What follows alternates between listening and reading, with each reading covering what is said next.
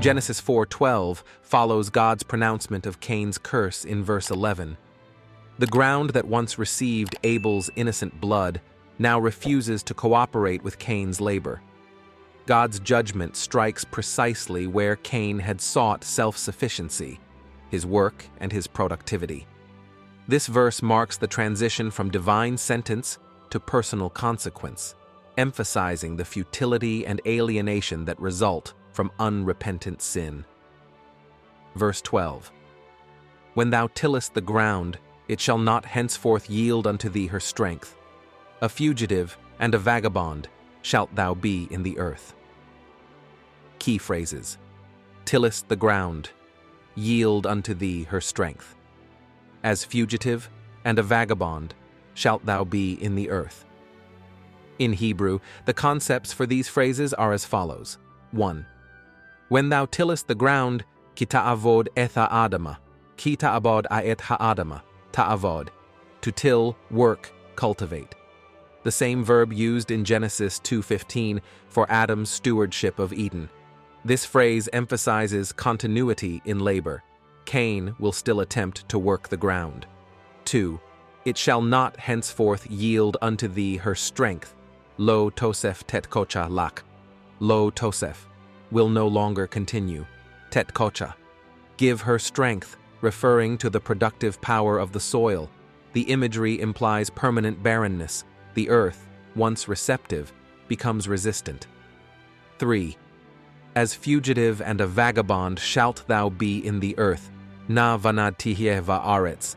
Na, to totter, shake, move unsteadily, implying instability and rootlessness. Nad, to wander, suggesting restless drifting or alienation without home. Together they describe a life of aimless wandering, disconnected from both land and divine purpose. When you till the ground, God's sentence directly strikes Cain's source of pride and identity. As a tiller of the ground, verse 2, Cain's self-worth and independence came from his work. But now, the ground will no longer yield its strength to him. This judgment dismantles his illusion of self-sufficiency, his attempt to come to God by the work of his hands, verse 3, rather than by faith and blood atonement, verse 4. Cain refused to depend on God's provision, so God removes his ability to depend on his own. It shall not henceforth yield unto thee her strength. The phrase captures the collapse of productivity. The ground, personified as a once faithful partner, now resists him.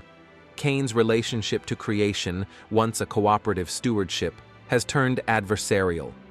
Cain's sin thus inverts humanity's original mandate to subdue and cultivate the earth, Genesis 1:28. What was meant for blessing becomes a burden, echoing the futility described in Romans 8:20-22, creation groaning under the weight of human sin. A fugitive and a vagabond shalt thou be in the earth. This clause captures Cain's spiritual and physical exile.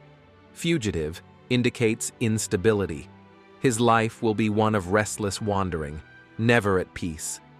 Vagabond denotes estrangement. He will have no home, no root, no sanctuary. Together they describe not merely geographical displacement, but spiritual alienation. Cain, who refused to dwell in God's presence in humility, is now banished from it in judgment. See verse 14, "From thy face shall I be hid." His internal rebellion manifests externally as wandering.